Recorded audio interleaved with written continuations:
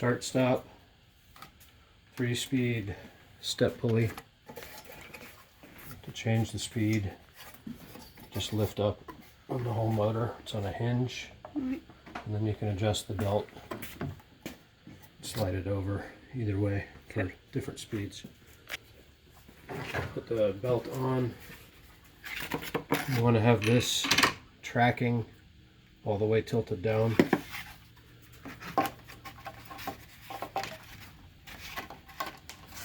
It just goes around all 4 of these pulleys.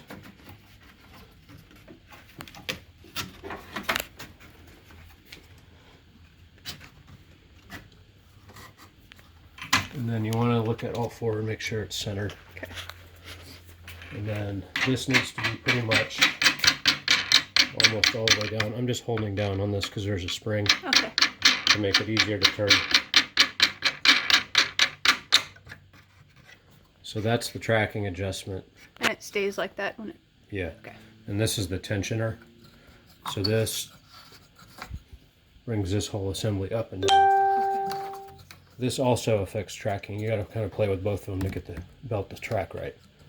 And if the belt's old and warped, it may not track right. But a new belt tracks pretty good once you get it dialed in. So once I turn it on, you'll see the belt move around a bit. If you're not careful, it'll fall off. So always be ready to stop this.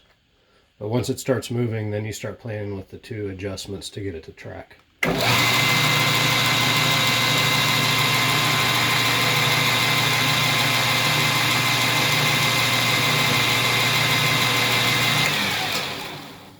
So that tracked pretty good from the start, so I didn't have to do much adjustment. But that's basically it. Down here, actually no, it's up here. Use a crescent wrench to loosen this, and that adjusts your tool rest. And over here, actually I'm sorry, it's over here. That one you can see it's on this big tab. So if you loosen that, this whole assembly can slide in and out of this housing. And that just gets you, if you're, for some reason your belt is a little long and you need more tension on it. This, if you have a belt that's not tracking properly, you might want to play with that adjustment, sliding this whole thing in and out. And then this belt, this bolt right here completely comes off, and this flat plate and assembly will come off completely.